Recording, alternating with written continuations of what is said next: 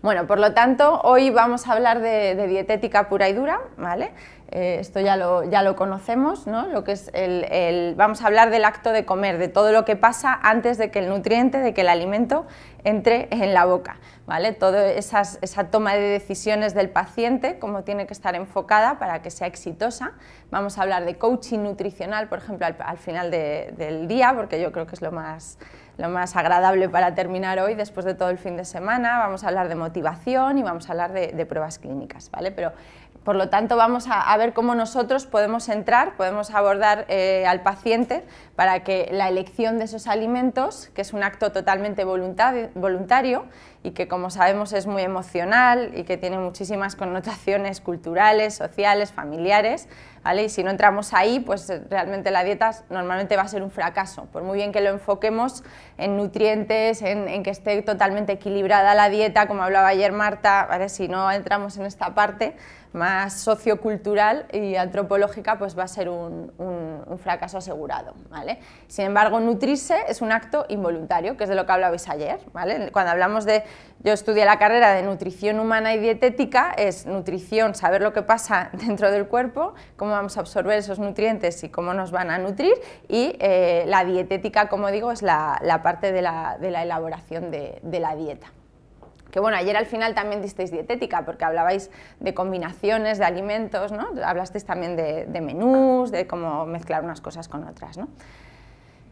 Bueno, la dietética, por lo tanto, es la disciplina que va a estudiar el régimen alimentario y sus implicaciones nutricionales. La palabra dieta, a mí es una palabra que no me gusta nada, pero por las connotaciones negativas que suele llevar asociada. Cuando el paciente piensa, me voy a poner a dieta, ya está pensando en restricciones, en lo que me van a quitar, en me van a acotar mucho lo que yo tengo que comer. Sin embargo, tiene que abordarse como algo positivo, ¿no? Pues la palabra dieta realmente viene de la palabra daita del latín y quiere decir lo que yo como en 24 horas, en un día, ¿no? Esa es la palabra dieta y no debería llevar otro tipo de connotaciones. Y los nutricionistas tenemos esa labor de hacer que esa dieta no sea algo negativo y sea algo positivo para el paciente, ¿no? Y estamos hablando aquí de nutrición integrativa o de dietética integrativa. ¿Qué quiere decir eso? En diferencia al enfoque que a veces se hace de la dietética. Bueno, pues que vamos a tener en cuenta a la persona en toda su globalidad, en todo su conjunto, teniendo en cuenta cuerpo, mente y entorno, como vamos a hablar ahora mismo, ¿vale? Y luego vamos a tener una visión cultural y antropológica amplia. En los textos que yo os ponía para que leyeseis antes de venir aquí, pues os he puesto cosas que tienen que ver con la nutrición, con la antropología de la alimentación. Yo cuando terminé mi carrera, que ha sido mi maestro, el doctor José Francisco Tinao, con el que llevo muchos años, que es el director médico de la clínica, una de las cosas que primero me dijo es: tienes que empezar a leer sobre antropología. Me dio el libro de Jesús Contreras, que se llama Antropología de la Alimentación, y me dijo, pues tienes que abrir un poco tu visión de la nutrición, porque yo había estudiado en la Complutense, venía con mi patrón de alimentación equilibrada, de dieta mediterránea pura y dura, ¿no? Y entonces, bueno, pues el empezar a leer sobre lo que se come en otras partes del mundo, en otras sociedades, cómo esa alimentación al final va a repercutir positivamente o negativamente sobre el estado de salud, eso no nos lo enseñan muchas veces en la carrera, ¿no?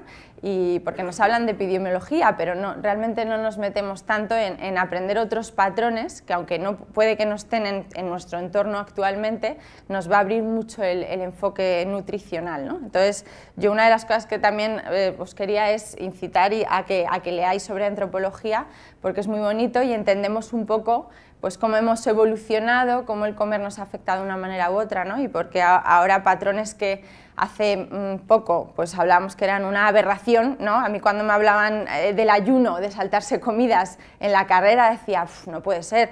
O cuando me hablaban de quitar los lácteos a un paciente, decía, bueno, imposible, pues es la fuente principal de calcio, ¿no? Entonces, cuando empiezas a leer y a estudiar un poco sobre antropología y sobre o medicina evolutiva, ¿no? Que vamos a hablar de ello, pues te das cuenta de que patrones que a lo mejor ahora mismo no están en nuestro entorno o no estamos acostumbrados a tener, pues van a ser un éxito a la hora de abordar un tratamiento en el paciente, ¿no? ¿Qué pasa con la epidemiología nutricional? Muchas veces, siempre cuando se habla de nutrición, y mucho en el enfoque médico, en la medicina más convencional, siempre se habla mucho de que eso no está suficientemente demostrado, ¿no? Cuando tú dices, no, pues esta dieta es buena para esta patología. Bueno, no hay mucha evidencia detrás de esto, ¿no? Detrás de que la nutrición sea tan importante. Realmente, ¿por qué? Porque a no ser que nos vayamos a estudios epidemiológicos, la dieta es algo tan global y tan tan diferente en cada persona y tienen tantos, y entran tantas cosas en juego a la hora de abordar cómo come una persona, ¿no? En un estudio clínico, pues que es muy difícil ver hasta qué punto un patrón nutricional ha ayudado a esa persona a mejorar en su salud o su patología. Es complicadísimo, ¿no? Porque la dieta al final es exposición continua a muchísimos nutrientes a lo largo de todo el día, a lo largo de semanas. Entonces, ¿cómo acotamos ese patrón? Es fácil estudiar cómo un nutriente puede afectar sobre una bioquímica, sobre un factor en concreto, pero una dieta, ¿no? Entonces, para ello, pues lo más interesante siempre es irse a estudios más epidemiológicos, pero al final nos tenemos que basar mucho en experiencia clínica. Me pueden decir que no está suficientemente demostrado que la caseína láctea, por ejemplo, que antes he dicho lo de los lácteos, sea inflamatoria, pero en clínica es quitar una caseína láctea en una persona que tiene problemas digestivos o en una persona que tiene muchísima mucosidad o una persona que tiene alergias y se desinflama. Entonces dices, es que yo lo veo en clínica todos los días, que os pasará a vosotros, ¿no? Pero todavía no está a veces suficientemente demostrado, que también ahí somos nosotros los que tenemos que empezar a publicar y empezar a unirnos para que esto se evidencie cada día más, ¿no? Siempre hablamos del caso clínico, lo importante que es. Y aquí os traigo, para hablar un poco de epidemiología y de patrones nutricionales muy diferentes, ¿no? Pues algunas curiosidades, como puede ser este estudio, o más bien que estudio, esto que lo publicó National Geographic, y hablaba de las zonas, lo que llamó las zonas azules, que son zonas en el mundo donde pues, hay menos prevalencia de enfermedades, donde hay más longevidad. Y bueno, lo que se estudiaba es los patrones alimenticios, cómo influían en estas zonas del mundo. Por supuesto, no solo es alimentación, como hemos dicho, la alimentación va acompañada de un estilo de vida, ¿no? Entonces, en general son zonas, como pongo abajo, pues son zonas en las que llevan una vida tranquila, en las que interactúan son zonas en las que tienen una vida más relajada, menos estrés, en las que tienen a nivel emocional pues una estabilidad grande, ¿vale? Pero Italia, por ejemplo, es una zona, todas ellas son zonas en las que además se hacen regímenes bastante vegetarianos, ricos en vegetales, que sabemos que al final es una base fundamental, como hablabais ayer, para que haya una cantidad alta de vitaminas, de antioxidantes en nuestra dieta, ¿no? Pues Cerdeña lleva una dieta mediterránea, pero sobre todo prioriza el consumo de vegetales, de pescado, de frutos secos, de aceite de oliva, esa dieta mediterránea de la que tanto hablamos, pero que en el fondo hoy, por ejemplo, en España pues estamos bastante alejados de ella. La isla de Okinawa, ¿vale? También ahí viven las mujeres más longevas del mundo, tienen 5 veces menos cáncer de pulmón y 6 veces menos de enfermedades cardiovasculares, pues son zonas del mundo en las que llevan unos patrones de alimentación muy saludables, aparte de una vida activa y un patrón de vida en general, como digo, sano y con poco estrés. En California, los adventistas del séptimo día, que son vegetarianos también, y en la península de Nicoya, ¿no? donde comen muchas frutas, cereales ricos en antioxidantes, pues como decía, hay que irse a estas zonas para ver un poco lo que ellos están comiendo y de qué manera eso luego lo tenemos que aplicar en nuestro entorno. El estudio Predimed también es un estudio muy interesante, es uno de los estudios que se está haciendo, todavía sigue, empezó en el 2003, y es uno de los estudios más gordos que se está haciendo sobre dieta mediterránea, ¿vale? Y entonces aquí se está estudiando cómo incorporar en nuestras grasas saludables el aceite de oliva, las nueces, ¿no? en nuestra dieta, cómo ese tipo de grasas pues, nos va a ayudar a mejorar a nivel cardiovascular, ¿vale? Esto es un estudio que realmente pues, es muy interesante y que sigue evolucionando y que lleva ya muchos años de desarrollo. Y como veis aquí, otra cosa interesante y que os quería poner por esto es la pirámide nutricional, cómo va cambiando.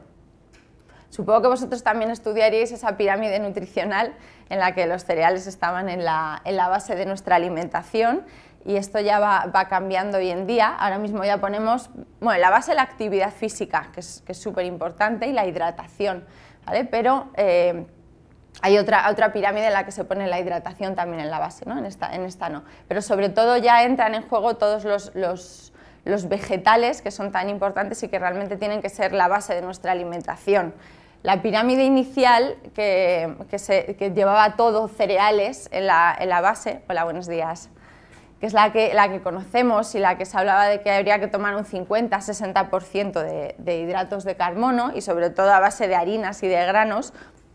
Eso la creó el Ministerio de Agricultura de los Estados Unidos, y realmente bueno, pues vemos que tiene poco que ver con lo que estamos hablando ahora, ¿no? de cómo el exceso de hidratos de carbono en el mundo que vivimos y con el ritmo de vida que llevamos, que es muy sedentario, pues desde luego que no nos está haciendo bien. Y luego pues el pescado es la siguiente base de la pirámide, y arriba, pues como vemos, la carne, las grasas saturadas, aunque ante esto también hay mucha controversia, ¿vale? Y hablaremos de ello, cómo esto está cambiando y cómo según el paciente que tengamos delante, el ritmo de vida que lleva, pues su patrón de alimentación no tiene que estar exactamente enfocado en una pirámide nutricional que por supuesto no personaliza absolutamente nada, sino que es muy generalista. Aunque bueno, está bien que estas pirámides existan, porque al final es una manera de educar a la población de cómo tenemos que comer. Y luego también os hablaba de que leyerais, bueno, y os puse un vídeo, el libro del mono obeso, que es muy interesante, sobre medicina darwiniana, porque viene bien también, aparte de lo que he dicho de epidemiología o de antropología de la alimentación, pues irse a estudiar cómo hemos evolucionado como seres vivos, como humanos, y de qué manera la nutrición pues ha sido determinante a la hora de ser quienes somos y de tener una determinada genética. Hoy vamos a hablar de estudios genéticos, de que es importante hacerlos, y cada vez estamos haciendo más estudios genéticos para personalizar muchísimo la nutrición del paciente, pero nosotros realmente tenemos una genética que no ha evolucionado tan rápido como hemos evolucionado nosotros como seres vivos y ha evolucionado nuestro entorno, ¿no? Y nosotros al final poseemos, y eso lo vemos en los estudios genéticos, vamos a ver uno tipo además de obesidad, aunque hay muchos estudios que se pueden hacer diferentes, que no sean de obesidad, sino de otro tipo por ejemplo, de capacidad antioxidante, de cómo detoxifica nuestro hígado, ¿vale? Pero vamos a ver uno de obesidad, y vemos que en personas obesas pues tienen esa genética ahorradora de nuestros ancestros. Nosotros venimos de un ser vivo que no tenía para comer a todas horas, como comemos ahora, ¿no? Porque comía cuando podía cazar, ¿no? El hombre del Paleolítico, ese hombre que para comer tenía que cazar el animal, tenía un gasto metabólico muy alto, ¿vale? Y cuando comía mucho porque luego tenía que generar reservas para el resto del tiempo hasta que volviera a comer, ¿no? Entonces, al final, ese genotipo ahorrador, esa resistencia insulínica, que en su momento fue una ventaja, ¿vale? Porque lo que nos ayudaba es a que el cerebro, que es muy demandante de glucosa, cuando no había glucosa, pues tuviera energía suficiente. Hoy en día, que estamos comiendo constantemente, que comemos 5 o 6 veces al día, y además con esa dieta que nos han enseñado tan rica en hidratos de carbono, pues al final generamos con ese fenotipo o genotipo ahorrador, pues lo que estamos generando es un síndrome metabólico y una obesidad, porque tenemos esta genética de nuestros ancestros, ¿no?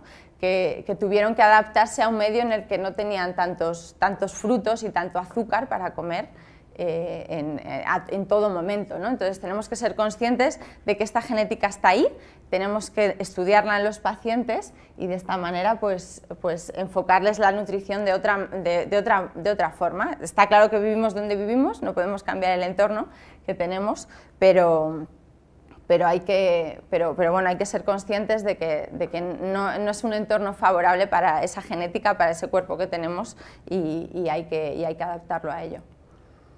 Por lo tanto, esto es un poco una introducción, ¿no?, de cosas que quiero que... Ahora no podemos hablar de todos esos estudios epidemiológicos que existen, ni de todo el enfoque del mono obeso, por ejemplo, pero bueno, es algo que sí que quiero que cuando salgáis de aquí leáis y os intereséis, que supongo que ya lo habréis hecho, porque es muy interesante para que a la hora de tener un paciente delante nuestro y vayamos a hacer un estudio nutricional como el que vamos a hacer ahora, pues seamos conscientes de que el acto de comer es un acto que es biológico, es nutricional, es médico, pero también es social, psicológico, económico, simbólico, ¿vale? Somos seres humanos omnívoros y tenemos que comer mucha variedad y tenemos que enseñar a nuestro paciente a que coma mucha variedad, porque tenemos el condicionamiento de esa variedad.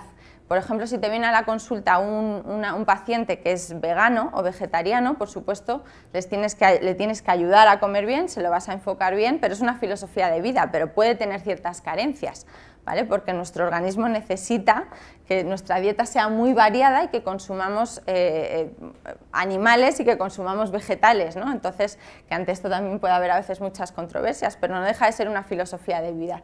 Y no nos tenemos que meter nunca en ese embudo alimenticio que existe cuando comemos 4 cosas. Vosotros pensar en vuestro día a día, en una semana, cuántos alimentos diferentes podéis consumir. ¿Cuántos podríais consumir así a de pronto? ¿Cuántos creéis que en una semana, en 7 días, cuántos tipos de alimentos podéis consumir? Decidme algún número.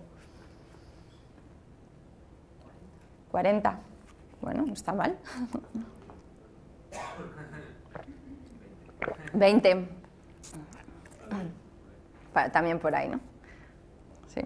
Estas preguntas hay que hacérselas a los pacientes, porque a veces pensamos, bueno, yo también, que comemos variado, que comemos mucho, que nuestra dieta es muy equilibrada, pero luego es verdad que piensas en lo que estás comiendo a lo largo del día. Hombre, 40 es muchos alimentos, está muy bien, pero estamos metidos en un embudo en el que comemos 4 cosas, ¿no? O sea, en el que no entramos en esa variedad, y es lo que se nos ha enseñado a veces cuando pensamos en estas dietas, de hay que tomar tantos gramos de hidrato de carbono, yo qué sé, por ejemplo, ¿no?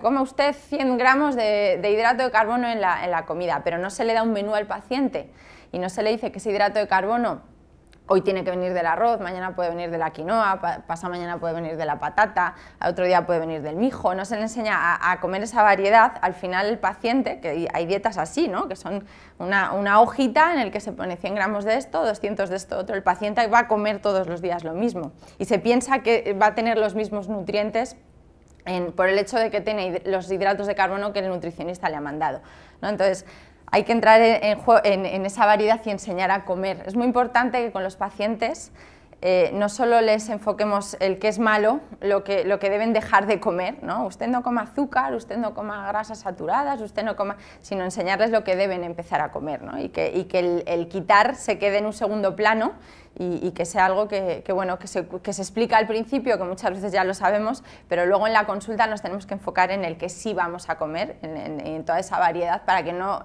entremos en ese embudo alimentario y, como digo, pues preguntarles un poco sobre su dieta y sobre la cantidad de alimentos que ellos conocen y consumen habitualmente, ¿vale?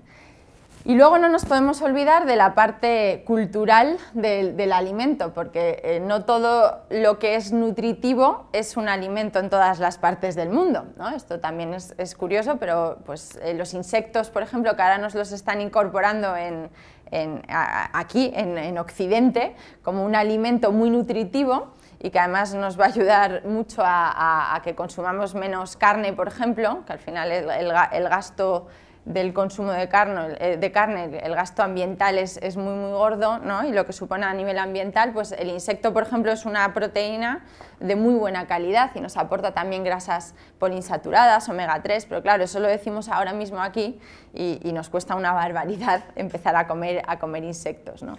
Es así, pero bueno, ahora nos lo están vendiendo como barritas proteicas o barritas de estas energéticas y parece que así entramos más, pero cuando nos dicen que están hechas de insectos, pues realmente no no nos gustan mucho, ¿no? Pero en otras partes del mundo, sin embargo, como puede ser América Latina o Asia, pues los insectos son comestibles y les gustan, ¿no? El perro, decirnos ahora mismo que comamos un perro aquí es una locura y sin embargo en otras partes del mundo sí lo es, ¿no? Y esto va a condicionar la elección de alimento de cada persona. Y otra cosa que en un buen historial nutricional, que ahora vamos a ello, hay que preguntar al paciente sobre todos estos aspectos, ¿no?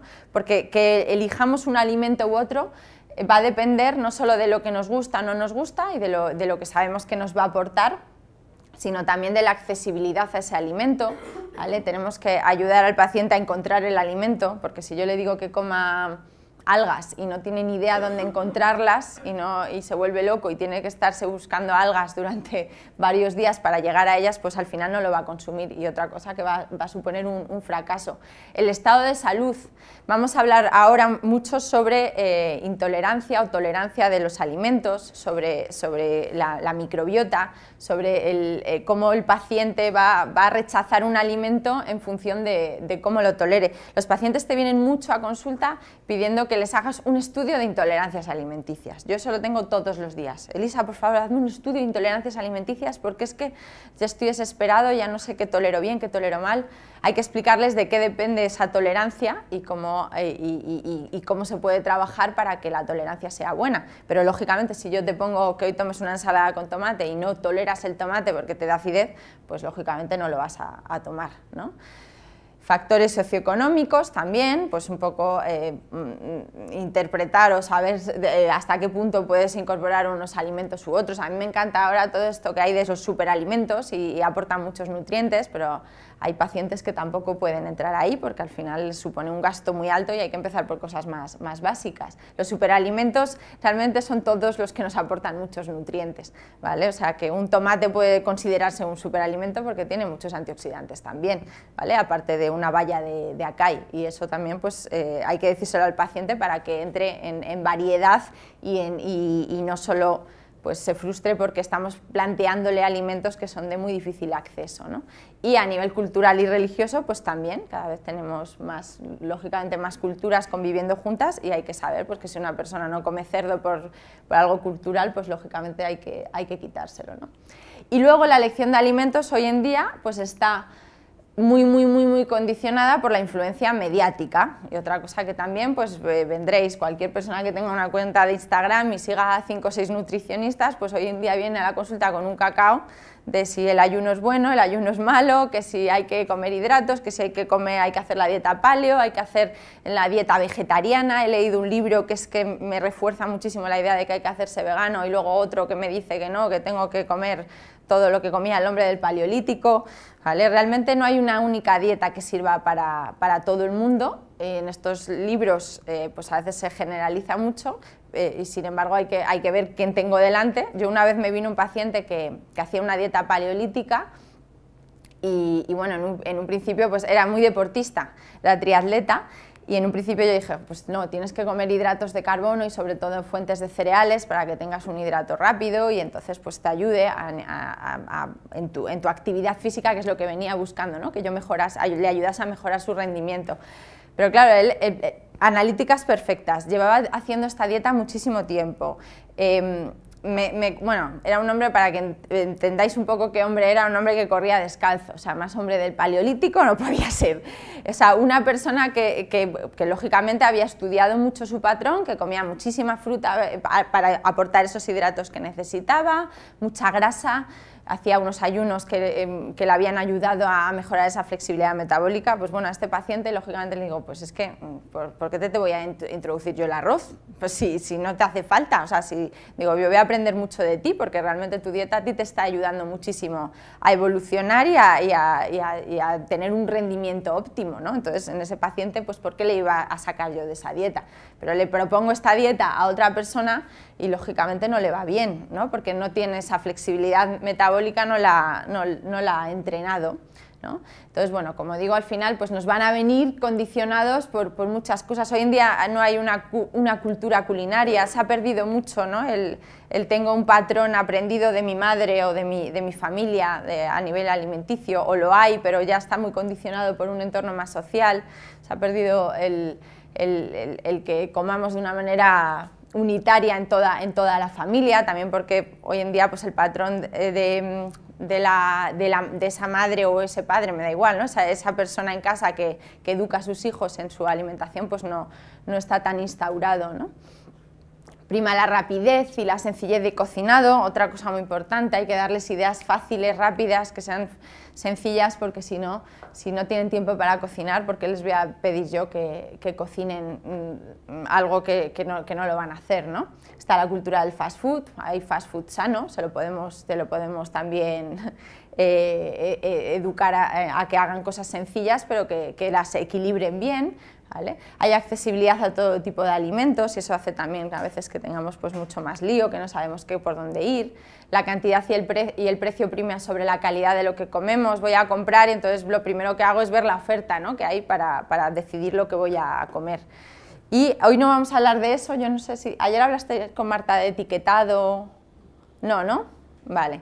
Bueno, hoy no vamos a entrar tampoco en etiquetado, pero bueno, es otra parte muy interesante, saber leer una etiqueta y enseñar a nuestros pacientes a que a la hora de ir a hacer la compra, aparte de que nosotros les guiemos un poco sobre productos que tienen que consumir, que tienen que leer el etiquetado, que tienen que leer los ingredientes, no solo la información nutricional, es importante ver cuánto azúcar puede tener un alimento, pero también tenemos que saber de dónde viene esa fuente de azúcares, ¿no? Si tú estás tomando algo que lleva pasas, pues va a llevar más azúcar, pero bueno, si la fuente es natural y en ese momento te interesa tomar pasas, porque por ejemplo vas a hacer deporte, pues bueno, bien, pero si es un azúcar que le han añadido, pues ese es el que no nos interesa, ¿no? O la grasa, ¿de dónde viene? ¿Tiene mucha grasa? Bueno, pero es que si es un alimento que tiene nueces o que tiene aceite de oliva, pues a lo mejor es bueno que tenga más grasa. Ahora hay esas aplicaciones, conoceréis Yuka, por ejemplo, que es una aplicación que te lee las etiquetas, pues en esa aplicación está muy bien el contenido que hay a nivel de aditivos, porque te dice que aditivos son mejores y peores, pero por ejemplo no tiene en cuenta estas cosas. Te ponen que un aceite de oliva no es tan bueno porque tiene mucha grasa.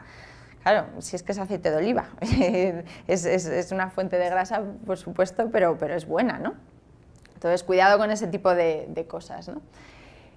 Y, como decía, pues el sistema de comidas, la manera de comer ha cambiado mucho, ¿no?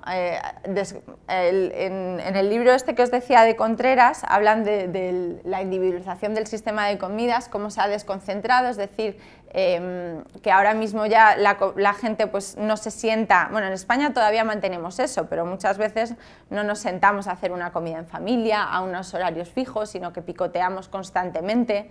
Hay que educar al paciente a que tenga horarios, a que tenga orden, que no coma sin saber a qué hora come. Hay que entrar también en el tema de los horarios, la desimplantación, ¿no? Ya no se come tanto en familia, cada uno come a una hora, pues eso también hace que hayamos perdido mucho un patrón de alimentación, la desincronización, ¿no? La cena cada uno la hace cuando quiere, hay una falta de horarios total en las familias, ¿vale? Y todo esto hace que pues no haya un orden, no comamos de una manera organizada, ¿no? ¿Y dónde comemos? Hay que decir a nuestros pacientes que intenten comer en la mesa. ¿Por qué? Porque van a comer mejor, van a masticar más, van a disfrutar, van a vivir el momento como una experiencia nutritiva, no como estoy viendo la tele y estoy comiendo y no me estoy dando cuenta de lo que estoy comiendo, no estoy haciendo el acto de comer consciente, lo que ahora llaman de la comida consciente, pues es muy importante, qué estoy comiendo, para qué lo estoy comiendo, que mastiquemos bien el alimento, ¿vale? Esta es parte de la nutrición, esto es fundamental para que cuando yo coma ese alimento esté bien digerido. Si no mastico, lo como rápido y no soy consciente de lo que estoy comiendo, pues lógicamente seguramente le esté dificultando el proceso de la nutrición a mi sistema digestivo, ¿no?